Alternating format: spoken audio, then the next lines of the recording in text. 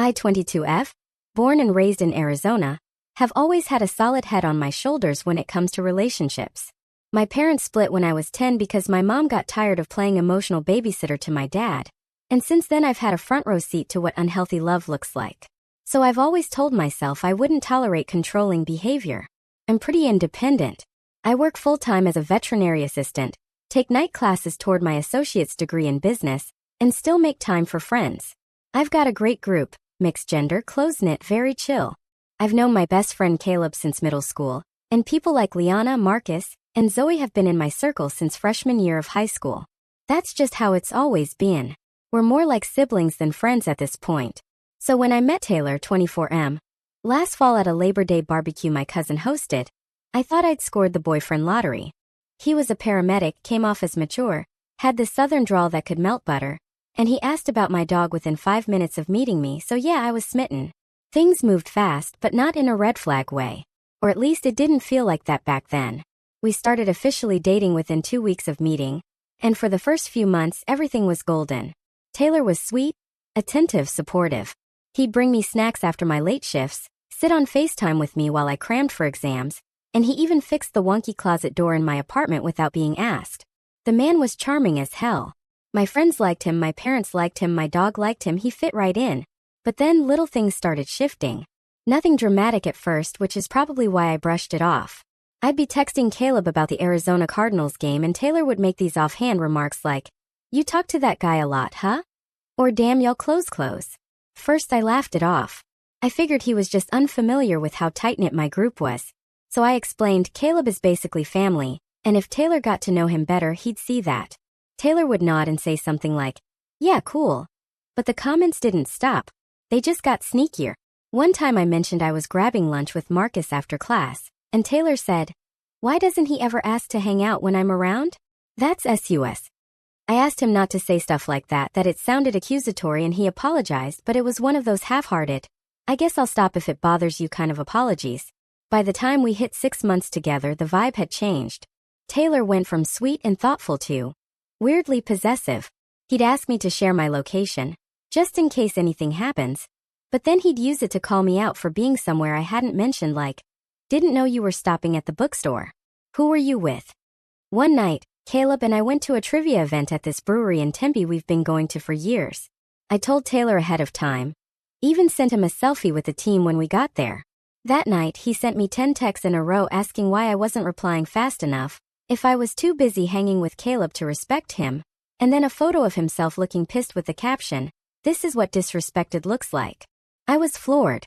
We got into an argument over it the next day, and Taylor said, "You act like it's normal to spend so much time with other dudes." It's not. I told him I wasn't going to drop lifelong friends to soothe his ego, and he accused me of being too emotionally attached to them. I felt like I was in some twisted after-school special. The guy who once said he admired my independence was now monitoring my texts and suggesting I was emotionally cheating because I laughed at Caleb's jokes. He'd say stuff like, "It's not about control, it's about boundaries," but his boundaries were always one-sided. If I mentioned any guy's name, it turned into a "Why do you need him?" conversation. Meanwhile, he could hang out with his girl coworker Harper anytime he wanted, and I was expected to be cool with it.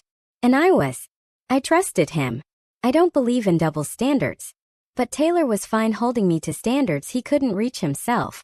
The real turning point came when I left my phone charging in the kitchen one night and caught him going through it while I was in the shower. He said he was just clearing a notification and accidentally opened a message. Y'all, no one accidentally opens a full text thread, reads 3 days worth of messages, and brings up an inside joke Caleb and I had about a guy with a mullet at Dutch Brothers. That's called snooping. I didn't yell, didn't get dramatic. I just told him calmly that if he didn't trust me, we had a bigger problem. He got defensive, accused me of gaslighting him, and left. The next day, he came back with flowers and an apology, followed by a 4-paragraph text laying out the new boundaries he expected if we were going to move forward. Rule 1. No one-on-one hangouts with male friends. Rule 2.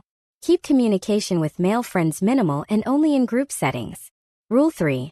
Any new guy friends must be approved first. I swear it felt like I was reading the terms and conditions of a bad high school relationship. I showed the text to my friend Liana and she was like, "Girl, this is control disguised as concern. Run." But I didn't run. Not yet. Because I was still trying to believe this was salvageable. That Taylor was just insecure and needed reassurance. That maybe there was a middle ground. But the more I tried to reason with him, the more he twisted things into me being the problem. If I pushed back, he'd say I was prioritizing other men over our relationship. If I stood my ground, he'd say I was emotionally unavailable. He kept using therapy speak like emotional safety and respecting the relationship to justify what was really just straight-up jealousy. The final straw came when I got a text from Caleb about a job interview he had. And I replied with, "You got this. Fire, fire, fire." Taylor saw the message and said, "You never hype me up like that." I looked at him and said, "That's because you don't tell me anything anymore. You just police me." And he goes, "I'm trying to protect us." I told him, "No, you're trying to isolate me."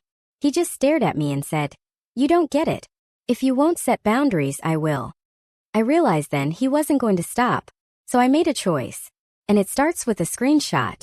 I sat on the edge of my bed staring at the wall, holding my phone like it was some kind of weapon. Taylor had just left my apartment after yet another fight. This time over me replying LOL to a meme my friend Wyatt sent in the group chat. The meme wasn't even remotely flirty, it was literally a screenshot of a raccoon stealing a taco. But Taylor saw my laugh react and immediately spiraled. He said I was being emotionally intimate with other men and feeding attention to dudes who are clearly into me. Wyatt is gay. Not that it should matter, but seriously. It was like the more I explained, the less he heard. Taylor had this way of twisting everything until I was doubting my own intentions. I knew this wasn't normal. I knew it wasn't okay. I kept trying to give him the benefit of the doubt, telling myself he was just insecure, that he'd grow out of it, that if I loved him enough, he'd feel safe. But at that moment, sitting there and rereading his controlling texts, something in me just clicked. I was done playing emotional translator. I was tired of justifying friendships that predated him by almost a decade. I was tired of trying to hold boundaries with someone who treated every act of independence like a betrayal. I was tired of feeling guilty for being the exact person he claimed to fall in love with. I tried talking, reasoning, compromising. I was out of words. So I did something I hadn't even planned. I scrolled through our text thread, grabbed the most intense examples, and took screenshots. There was a message where he said, "If you keep choosing your guy friends over me, don't be surprised when I stop choosing you." Another where he told me, "You're either with me or you're with them. Pick a side." One of the worst ones was from last week where he said, "I can't believe you think it's okay to laugh at other guys' jokes. If I did that with girls, you'd lose your mind." I actually encouraged him to have friends. I'd met his coworkers, I'd laughed with them, I even helped one of them move last month. But somehow I was the villain for keeping my friends in my life.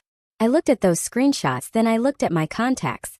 My thumb hovered over his mom's name for a full minute before I tapped it.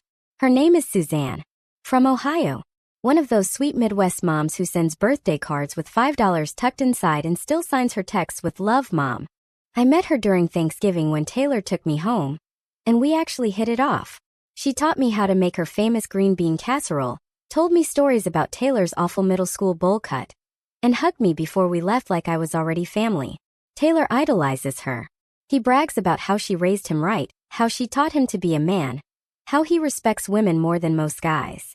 So yeah, I figured if anyone could get through to him, it'd be her. I sent her the screenshots. Just 4 of them. No extra commentary. Just the text as is. And I followed it with this. "Hi Suzanne. I just wanted to share something because I'm really struggling. I care about Taylor a lot, but I don't think he's treating me with the respect he thinks he is. I don't want to throw him under the bus. I just hoped maybe someone he respects could help him see how this looks." I hit send. My heart was pounding. I tossed my phone on the bed and went to wash dishes just to distract myself. It buzzed 4 minutes later. Suzanne had replied, "Oh honey, thank you for trusting me. This is not okay. I promise you I will speak to him." My heart dropped into my stomach. I didn't know whether to feel relief or terror. Suzanne wasn't the type to fly off the handle, but I knew her well enough to understand that when she said she was going to speak to him, it wasn't going to be a gentle pat on the head. About 2 hours later, Taylor called. I didn't answer. He left a voicemail. It started calm. Then you could hear him realizing what had happened. "So you really went and involved my mom? Are you serious right now? Do you know how embarrassing that is? I can't believe you'd air our dirty laundry like that. You just blew this whole thing up for no reason. Then a pause. Then the kicker. I hope you're happy. She's freaking out. Thanks a lot. I listened to the voicemail twice. No apology. No self-awareness. Just rage that I'd broken his illusion of control. He texted a few minutes later. You crossed a line. That was low. My mom thinks I'm some kind of monster now. I texted back. You wrote those words. I just showed them to someone you claimed would be proud of how you treat women. If she's disappointed, maybe think about why. He didn't reply. Later that night, Liana came over with takeout, and we sat on my couch watching reruns of The Office while my phone lit up with a string of passive-aggressive texts from Taylor. So now you're ghosting me? I thought we were adults. You clearly don't care about fixing this. Guess I know where I stand. I didn't reply. I wasn't ghosting him. I was protecting my peace. Suzanne texted me again the next morning. I talked to Taylor. I told him he needs to take a long, hard look at his behavior. I'm so sorry you've had to go through this. You deserve better than this kind of pressure. If you ever want to talk, I'm here. That message broke me more than Taylor ever could. I sat there crying, realizing that someone's mom had shown me more respect and support in one text than her son had in the last 3 months. I didn't want to ruin their relationship. I didn't want drama. But I also wasn't going to let myself be manipulated into silence. The truth is, Taylor was never going to change if no one held up a mirror to his actions. And clearly, I wasn't the mirror he respected. But maybe his mom could be. I didn't know what was coming next, if this was the final straw for us or if he'd try to fight his way back. But I knew one thing. I was done protecting someone from the consequences of behavior he refused to admit was wrong. I hadn't heard from Taylor in almost 48 hours, which, considering our history of hour-by-hour check-ins and where are you now? Texts felt like the emotional equivalent of radio silence in a war zone. It wasn't peace, it was the calm before the storm. I knew him well enough by now to expect that when he wasn't talking, he was either brewing resentment or figuring out how to spin the situation into his victim arc. I went about my weekend like normal, hung out with Caleb and Zoe, walked my dog Lenny, and even went thrift shopping with my sister Reagan. But the weight of what I'd done, sending those screenshots to Suzanne, lingered in the back of my mind like the ghost of a conversation not yet finished.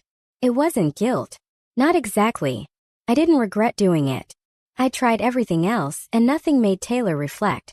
The only voice he seemed to value besides his own was his mom's.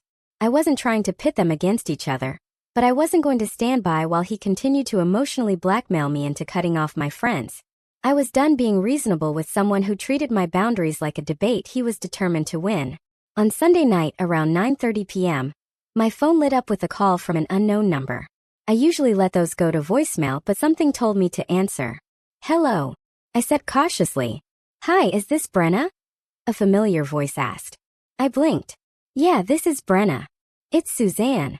My stomach dropped, not from fear, but from that weird, rare feeling you get when someone else's parent calls you, and you're not sure if you're in trouble or about to get a hug. Hi, I said, voice a little too high-pitched. Hey honey, I just wanted to reach out directly. I didn't want to just text. I need you to know I saw everything you sent me. And I am. I'm so disappointed in him. I'm angry, honestly. There was a beat of silence and then she added, this is not how I raised him. I took a shaky breath. I didn't know who else to talk to. I wasn't trying to cause problems between you two, I swear. No, sweetheart, you did the right thing. If anything, I'm grateful you told me. I've always appreciated how kind you've been to me and to our family. I had no idea Taylor was treating you like this. You didn't deserve any of that. Her voice cracked just slightly at the end. I didn't know what to say. I was so used to being the one to apologize, to make peace, to be the emotional diffuser in our relationship, that hearing someone else take on that role for once short-circuited something in me. Thank you, I said finally. I needed someone to know. Someone he'd actually listen to. Suzanne cleared her throat and let out a long sigh. Well, I told him exactly what I thought. And I didn't sugarcoat it. I said if he thinks respect means controlling you, then he has no idea what real respect is. I told him he needed therapy, not a girlfriend to monitor. And I said if he can't trust someone he supposedly loves, then he doesn't need to be in a relationship at all. I was stunned. Suzanne was known for being polite, even a little old school in her southern manners, but apparently even she had a line, and Taylor had sprinted past it. What did he say? I asked. He got defensive at first. Said I was taking your side. As if this was a custody battle or something. I told him this wasn't about sides, it was about right and wrong. And then I said, Taylor, if your behavior embarrasses you when someone else sees it, maybe it's not her fault for showing it. Maybe it's yours for doing it. I nearly dropped the phone. You said that. Darn right I did. Suzanne had some fire in her voice now. I love my son, but I won't coddle a grown man who's acting like a teenage boyfriend from some CW drama. He needs to grow up. I felt tears sting my eyes, not because I was sad, but because I hadn't realized how badly I'd needed someone to say that. Someone from his world, someone who wasn't already on my side. Suzanne and I talked for a few more minutes, mostly about nothing. She asked about school, told me she made lemon bars that afternoon, and said Lenny was still the cutest dog she'd ever met. Before we hung up, she said one last thing. Brenna, if you ever feel unsafe or unsure about anything, please know you can call me. Day or night. I don't care if Taylor's mad about it. He needs to earn trust, not demand it. When I hung up, I sat in silence for a while. I didn't know what this meant for me and Taylor yet, but I knew something had shifted. The next day, Taylor finally reached out. He texted, "We need to talk. Can I come by after work?" I debated ignoring it, but curiosity and honestly closure got the better of me. I said yes. He showed up around 6 p.m. wearing that same worn-out flannel he always wore when he wanted to look chill, but was clearly anxious. He came in without hugging me. Just sort of stood in my living room like he wasn't sure how to start. "You really had to go to my mom," he said finally. "No hi. No how are you?" Just that. I crossed my arms. "I tried going to you for 3 months. Nothing changed." He ran a hand through his hair and started pacing. "She's pissed. She said I need to reevaluate how I treat women. She hasn't talked to me like that since I was a kid." "Maybe you needed to hear it," I said flatly. "So what, you wanted to punish me by turning my mom against me?" "No," I snapped louder than I intended. "I wanted you to realize that what you were doing wasn't okay. You weren't listening to me, so I went to someone you listened to. And guess what? She agreed with me." He stopped pacing. "I wasn't trying to control you, Brenna. I was trying to protect us. From guys who don't respect our relationship." I stared at him. "So your version of protecting a relationship is demanding I give up friends, checking my phone, and accusing me of being emotionally unfaithful over a laugh reaction? You made me feel like I wasn't enough," he said, voice cracking a little. "Like I was always competing. That should have made me feel something. Pity maybe. But it didn't." "That's not on me," I said. "That's something you need to deal with. I can't keep managing your insecurity." He looked down, quiet for a long time. Then he asked, "Are we done?" I didn't hesitate. "Yeah, we're done." He nodded slowly. "Okay." And then he left. No yelling. No begging. Just silence. And it was the most peaceful moment I'd had in months. The strange thing about a breakup with someone who tried to control every detail of your life is that the silence afterward feels like stepping into sunlight after being stuck in a windowless room. First it's blinding, unfamiliar, almost uncomfortable, but then your eyes adjust, and you realize you were surviving on dimness for way too long. That's what the days after Taylor left felt like. Not a gaping hole or some dramatic heartbreak like in the movies, but more like an exhale I hadn't realized I was holding in for months. I kept expecting drama, fallout, maybe even a grand re-entry attempt. But nothing came. Just quiet. And it was everything. My phone stopped vibrating every 2 hours with texts that required emotional decoding. I didn't wake up to paragraphs demanding answers about who I'd liked a photo from, or why I hadn't replied fast enough. For the first time in nearly a year, my phone was just a phone. Not a surveillance tool. Not a landmine. It was almost comical how quickly peace returned. I spent that first post-breakup week deep cleaning my apartment like I was exorcising bad energy. I donated the hoodie he left behind, tossed out the cologne bottle he kept in my bathroom, and deleted our shared Spotify playlist without a second thought. I told Caleb and Liana everything, filled in the parts I'd kept hidden out of embarrassment or misplaced loyalty. Caleb, being Caleb, offered to accidentally run into Taylor in public and throw shade so hard it blocks the sun. Liana brought over margarita mix and made a whole event out of deleting old photos. There's something sacred about a best friend hyping you up while you erase digital baggage. I slept better that week than I had in months. No stress dreams. No dread. Just sleep. I also got a text from Suzanne. Just a short, sweet message. Proud of you for standing your ground. My door's always open, kiddo. I didn't even know how to respond to that. It made me emotional all over again. Not because of Taylor, but because of how rare it is for people to acknowledge when something wasn't okay and back you up without hesitation or conditions. I ended up replying, "Thank you. Really. That means more than you know." She sent back a heart emoji. Just one. The kind that somehow hits harder than a full paragraph. The following weekend, I went to a birthday party for one of Zoe's friends. It was nothing special. Just backyard lights, a few drinks, and people playing cornhole and dancing to early 2010s pop. And for the first time in a long time, I didn't feel like I had to scan the room or account for my behavior. I wasn't texting someone updates about where I was. I wasn't worried about laughing too loudly or posting a group photo that included guys. I just existed. And that felt like a damn miracle. At one point, this guy named Jesse, one of Zoe's coworkers, started chatting with me while we were standing in line for the cooler. He was tall, had kind eyes, and made this goofy joke about the watermelon truly being the worst of all flavors. I laughed. Not because I was trying to prove anything, not because I was performing flirtation, but because it was genuinely funny. I laughed. And for the first time in months, I didn't look over my shoulder. I didn't worry about who saw. I didn't brace for a text. And that laugh felt like freedom. I know it sounds dramatic, but you don't realize how much weight you've been carrying until someone isn't measuring every move you make.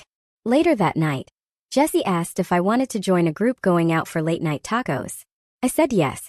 We ended up at this little hole-in-the-wall place that was somehow still open at 1 a.m., and I sat in a booth surrounded by people just vibing. No tension, no judgment.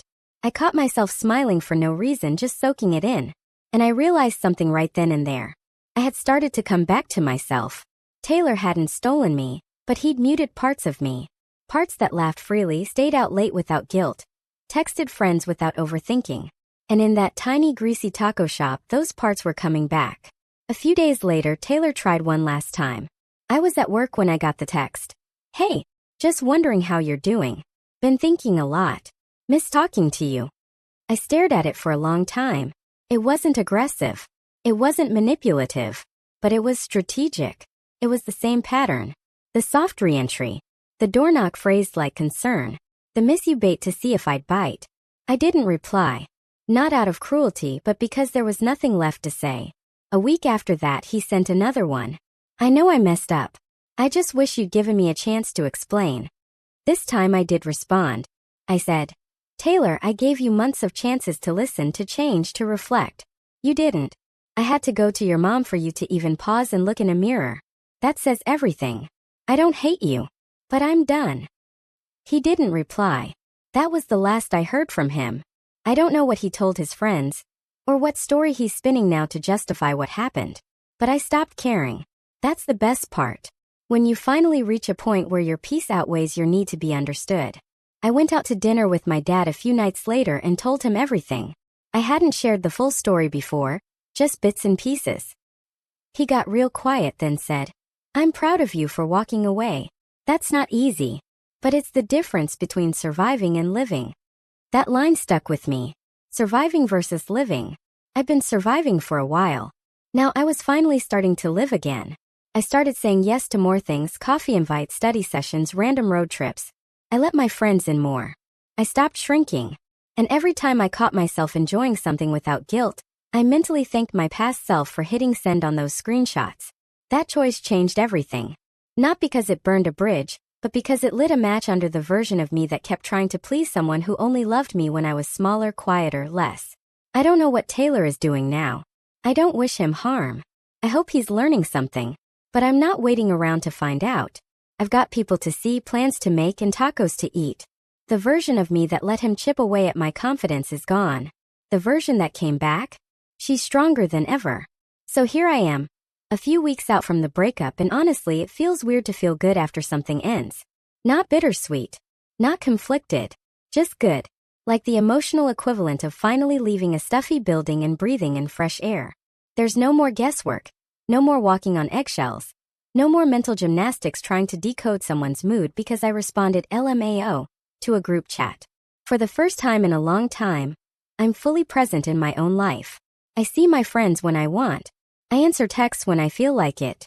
I spend Saturdays rewatching old rom-coms without having to justify why I'm not being productive. And most importantly, I laugh. Loudly. Unapologetically. And I don't look around to see who's judging. That's what freedom feels like, in case anyone forgot. But of course, the story wasn't quite over yet. A few days ago, I ran into someone who knows Taylor. A mutual acquaintance named Brett who used to work at the same EMS station. We bumped into each other at a local bookstore, and after the standard, "Hey, how've you been?" small talk, he tilted his head and said, "So I heard you and Taylor ended things?" I nodded. "Yeah, we did." He gave me a look. He said you ghosted him. Said you went cold and dragged his mom into your drama. I laughed. Not because it was funny, but because of how predictable it was. Of course Taylor didn't tell the full story. Of course he left out the part where he tried to isolate me from every guy I'd ever known. Of course he didn't mention the emotional manipulation, the surveillance level texting, or the fact that I only involved his mom after months of trying to get him to listen. I just said, "There's more to the story than that," and left it at that. Brett raised his eyebrows like he wanted more, but I didn't owe him a full breakdown. Not in the aisle between fiction and self-help. As I walked away though, something started nagging at me. Not because I doubted my choices, but because for the first time I wondered how this story sounded from the outside. To people who didn't see the texts, who didn't hear the tone shifts, who didn't sit with me while I tried to explain that no, I wasn't flirting, I was just existing. So I opened Reddit. Not to scroll, not to lurk, but to post. Here. Because let's be honest, this is where people come when they're unsure. When they're asking the world, did I go too far? So here it is. My post. For the internet jury. AITA for sending screenshots of my boyfriend's controlling text to his mom? For context, his name's Taylor, he's 24, and I'm 22. We dated for a little over a year. In the beginning it was great. He was sweet, thoughtful, even charming. But after a few months he started showing signs of insecurity. At first it was little things. Comments about how often I texted my male friends, guys I've known since I was 14, or questioning why I had so many mixed-gender friendships. Then it turned into boundaries, which were actually just rules. No one-on-one hangouts with male friends. Group texts only. Minimal communication. If I didn't respond fast enough to a message, he'd assume I was choosing them over him. And if I laughed at a meme, it was suddenly emotional betrayal. I tried to reason with him. Multiple times. I said I wasn't doing anything shady, that friendships existed before him, and I wasn't going to lose my support system to make him feel better. He didn't budge. He kept saying it was about respect, and that I wouldn't get it because women don't know how men think. Then he started snooping through my phone, claimed it was by accident, but brought up things he clearly went digging for. At that point I'd had enough. So I took screenshots of some of his worst messages, the ones where he gave me ultimatums, questioned my integrity, and accused me of being emotionally unfaithful, and I sent them to his mom. Not to stir up drama, but because he constantly talked about how much he respected her, how she raised him right, and how she was the only person whose opinion really mattered to him. So I figured, okay, let her see who he's become. Her response. She was appalled. Called me immediately. Said, "This is not how I raised him." Told me she would talk to him. And she did. He flipped. Said I violated his privacy. Said I embarrassed him. Said I weaponized his mom to win an argument. I told him I'd tried everything else. He still didn't get it. So I ended things. And now I'm here wondering, was that step too far? Could I have just walked away and left it at that? Was it wrong to involve his mom? Or was I right to finally let someone else hold him accountable? Someone he respects, since he clearly didn't respect me? Some of my friends say I did what I had to do. Others think I should have just ended it without pulling in family. One even said, "What if the roles were reversed and he sent your text to your mom?" I get that. I do. But these weren't private confessions. These were manipulative demands and ultimatums sent knowing I'd been pushing back. Sent with intent. Not words of vulnerability, words of pressure. So Reddit AITA? Am I the jerk for hitting send? Or just someone who got tired of being unheard and used the only voice he respected to finally say, "This isn't okay"? All I know is this. I didn't want revenge. I wanted clarity. And when the person you're with won't give it to you, sometimes the only option left is to speak to someone who can make them see what they're doing. Not just hear it, see it. No one's ever ready for a disappointed mother. Especially when she's the one who raised the person who thought they could control you. And maybe that's what needed to happen all along.